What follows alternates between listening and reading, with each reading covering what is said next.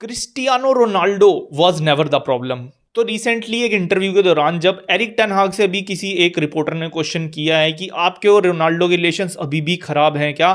तो Erik ten हाग की जो स्टेटमेंट आई है वो कुछ ऐसे है कि Cristiano was never the problem. और वी एज अ फैंस हमारे लिए कोई बहुत बड़ी शॉकिंग न्यूज़ नहीं है, क्योंकि हमें ऑलरेडी पता था कि मैनचेस्टर यूनाइटेड पे क्या सिनेरियो चल रहा था उस टाइम भी। तो जिसे जिसे आइडिया नहीं है कि ये क्या चीज़ चल रही है, तो उसका कॉन्टेक्स्ट मैं बता देता हूं कि 2022 के सीजन में जब रोनाल्डो मैनचेस्टर यूनाइटेड के लिए खेल रहा था under the manager Erik ten हाग, दोनों के बीच में काफ़ी सारे इश्यूज थे, जिसके चलते ऑफन देखा जाता था कि रोनाल्डो को बेंच पे ही बिठा के रख रखा है टेन हाग टकले ने, और he use to start him as a substitution player.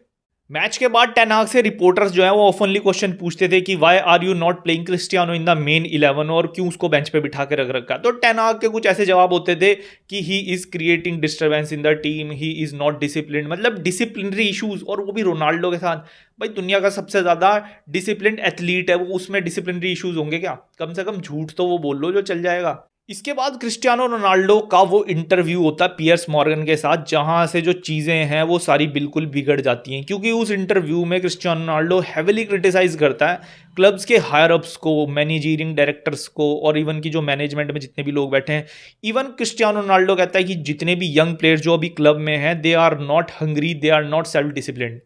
Interview के बाद रोनाल्डो के जो रिलेशंस हैं वो और भी ज़्यादा खराब हो जाते हैं क्लब के साथ, and in the and season 2022 को ख़त्म होने से पहले ही म्यूचुअली दोनों के बीच में एग्रीमेंट होती है, रोनाल्डो मैनचेस्टर यूनाइटेड को लीव कर देता है। एट लास्ट टेन हाग ने एक्सेप्ट किया है कि Ronaldo was never the problem, और हमें भी ये बात बहुत पहले से ही पता थी, क्योंकि हम सब day in and day out Manchester United की हालत देख रहे थे। और 2022 में रोनाल्डो के जाने के बाद जिस लेवल का स्ट्रगल अभी तक 2025 तक मैनचेस्टर यूनाइटेड कर रही है, तो I think Ronaldo was totally right. But still in the end as a football fan मैं मैनचेस्टर यूनाइटेड को इस सीजन देखना चाहता हूं दोबारा से, वो ओल्ड मैनचेस्टर यूनाइटेड वाले एरा में उनका जो ऑरा फार्मिंग था वो वाला सीजन मुझे दोबारा चाहिए, क्योंकि इस साल उन्होंने काफ़ी अच्छी अच्छी साइनिंग्स भी की हैं, और भाई कंपटीशन काफ़ी हद तक उनकी तरफ से डाउन ही दिखा मैं पिछले कुछ सीजन में। तो I want to see a Manchester United back at their very best.